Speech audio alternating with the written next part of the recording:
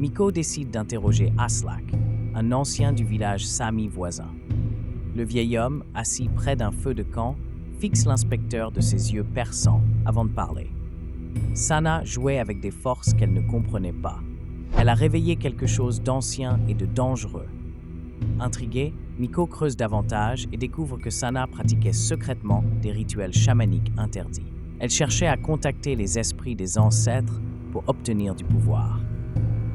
Pendant ce temps, d'étranges phénomènes se produisent dans le village. Des rennes sont retrouvés morts, leurs bois tordus de façon surnaturelle. Les habitants parlent à voix basse d'une présence maléfique rôdant dans les bois. Miko, de plus en plus perplexe, commence à relier ces événements au rituel de Sana.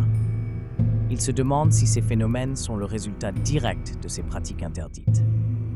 La tension insistante que les indices s'accumulent. Une nuit, alors que Miko examine la scène du crime, il trouve un tambour chamanique caché sous le plancher. En le touchant, il est assailli par des visions terrifiantes. Sana pratiquant un rituel, une entité sombre émergeant d'un portail et un visage familier observant dans l'ombre.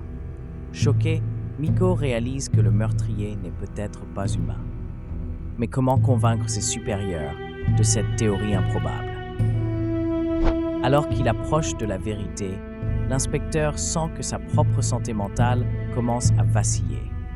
Les frontières entre réalité et cauchemar s'estompent et il ne sait plus à qui faire confiance. Les visions deviennent de plus en plus fréquentes et intenses, le plongeant dans un état de confusion. Miko doit trouver un moyen de garder son esprit clair pour résoudre cette énigme avant qu'il ne soit trop tard. Un soir, alors que les aurores boréales illuminent le ciel, Miko fait une découverte qui change tout. Il trouve un ancien manuscrit décrivant un rituel pour sceller l'entité maléfique. Mais cette révélation pourrait bien lui coûter la vie. Miko doit décider s'il est prêt à tout risquer pour sauver le village.